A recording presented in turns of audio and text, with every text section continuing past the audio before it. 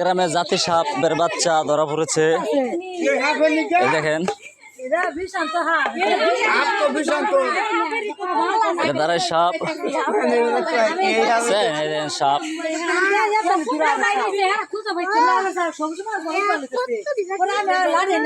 আর এটা দুরাবে চাও না, এটা জিংলা পুরা ওই মা সর।